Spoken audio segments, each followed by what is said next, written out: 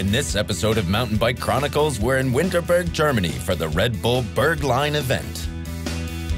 Darren Berrecloth is not only a true freeride legend, but is also this particular contest's course designer.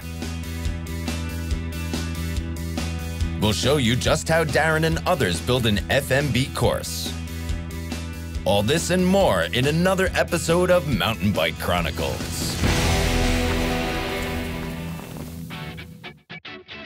Freeride mountain biking was easy to pick up for 31-year-old Darren Berrecloth near his home in Canada.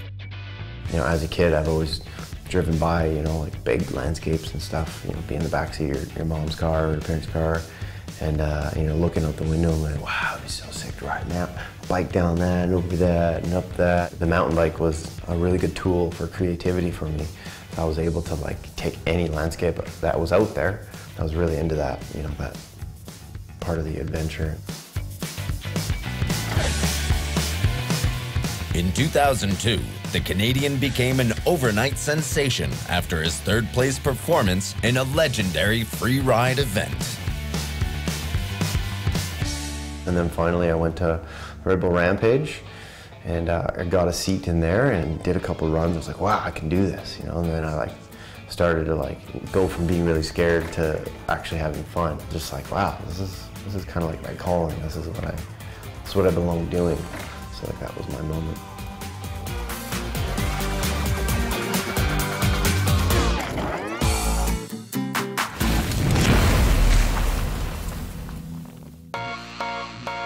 The Red Bull Berg Line is one of 8 gold events on the FMB World Tour and welcomes the very best in the sport in their quest for FMB ranking points. In qualifying, Sam Reynolds shows his title credentials with a decent run.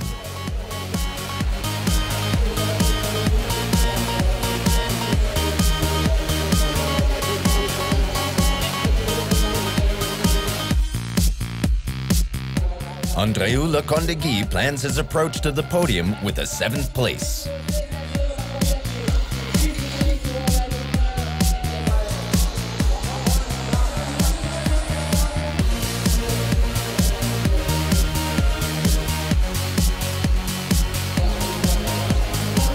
Sam Pilgrim manages a 3rd place in qualification with a standard solid run.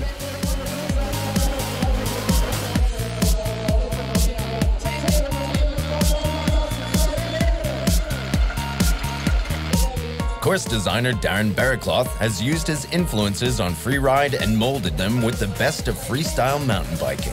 His good performance is good enough for 2nd place in qualifying.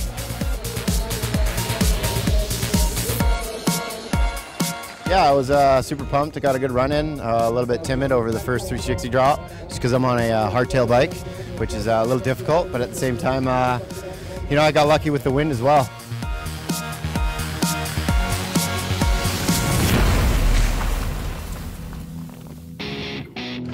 Darren is more than just a professional mountain biker. His many years in the sport have brought him to course designing. The reason I'm here is because they contacted me to design the course. Building jumps is something I've done since I was a little kid. Growing up on an island, I didn't have the privileges of going to the local bike park and having a foam pit and having all these things that most other people had in, the doorsteps nowadays, because the sports are all growing. So I had to make my own. It was kind of one of those things where if you want to jump, there's a shovel. Go build it. Darren has had extensive experience as a course designer. His skills are highly valued in the scene. Darren's a legend, and he helped progress slopestyle, and basically it wouldn't be here without him. So for him to put on a contest, obviously everyone wants to be here. Darren's legendary home contest in Mount Washington has driven the development of the sport. The innovative nature of the course and its design are evident in Winterberg. So when I showed up, a couple things were changed, but I think it was a really good call. Marcus changed up my design a little bit. I saw the plan, and then we checked the spot a bit, and of course, if you make the first plan, it will never be like in the end it is. So we changed some stuff and here and there to fit in the area, but mainly it's the plan of Darren. He did it.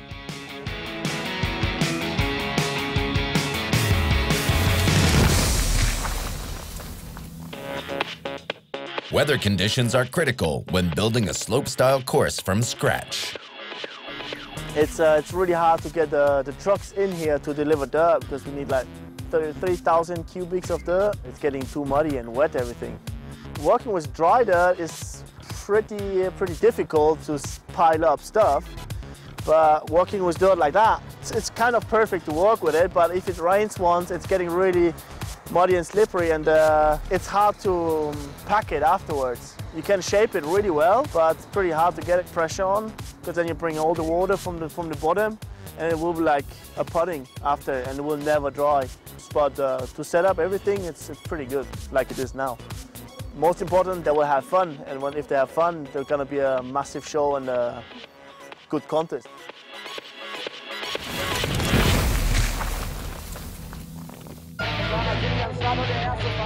The final in Winterberg is eagerly awaited on this innovative course. Rising star Thomas Gannon of Belgium shows good skills and is rewarded with a 5th place.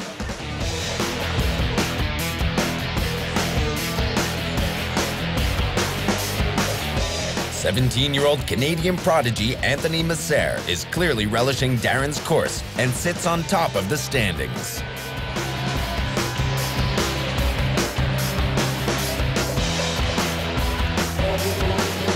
Overall FMB leader Sam Pilgrim of Great Britain confirms his good form with a solid run and overtakes Messer to lead the event.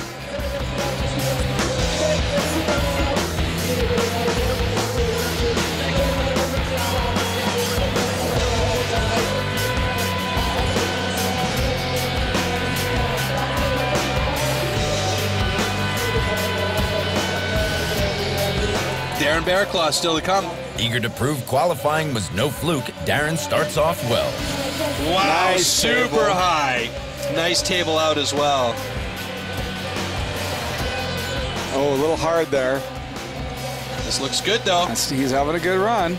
Oh, he was going for the tail whip and he just didn't get it in. However, he fails to nail a solid run and must settle for 8th place.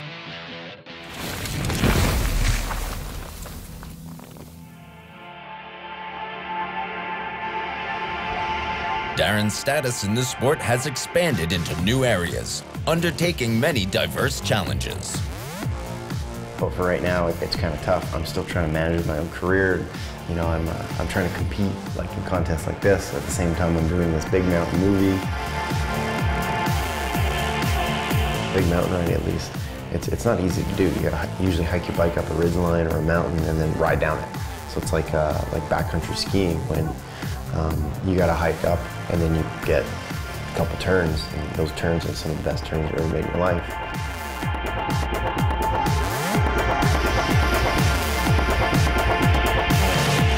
Filming for this movie has brought the freerider back to his roots.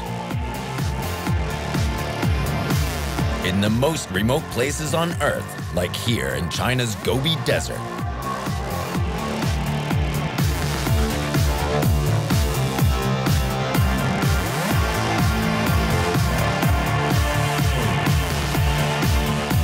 It's not just the adventure of the locations that has excited Darren about the project. So for the last 2 years, we've been working on this film project called Where the Trail Ends. The basics of the film is about exploring and going out and riding big mountain lines in the middle of nowhere and actually having like incredible experiences. We're trying to portray that rather than just action. We're trying to bring a story to this film. So it's pretty amazing.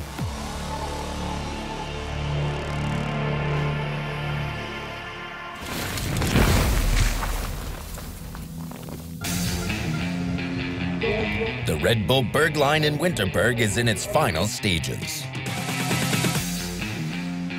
Reynolds is a good guy though. He's a real solid rider. Let's see what he's got for us in this. Sam Reynolds is desperate for the win and goes for broke on his second run. Well, he's got the X up in the big drop. There it and he is. goes for the double backflip. And oh, he landed solo. And then the double tail whip. Sam Reynolds just exploded. Wow, look at that score. So that is going to be very difficult to beat today. After a huge performance, he sits on top of the standings. I think Andreo's going to throw down in a huge way here.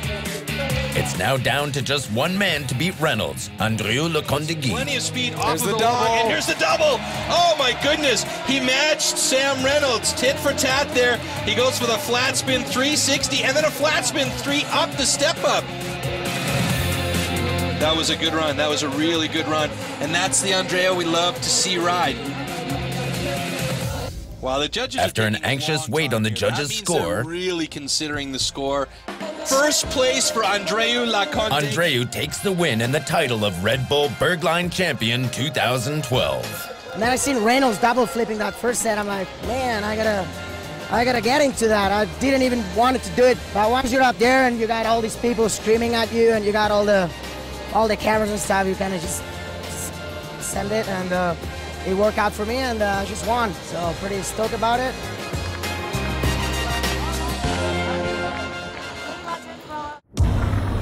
After the Red Bull Berg Line, Sam Pilgrim leads the FMB World Tour rankings, followed by Sam Reynolds and Thomas Gannon. Andreu is not listed as he is not a member of the tour. In the next edition of Mountain Bike Chronicles, we switch to the second UCI downhill stop in Val di Sole. The Downhill World Cup is in Italy, and the race rages on for the overall championship. UCI newcomer Brooke McDonald fought his way from New Zealand to the top of the downhill elite. All this and more in another episode of Mountain Bike Chronicles.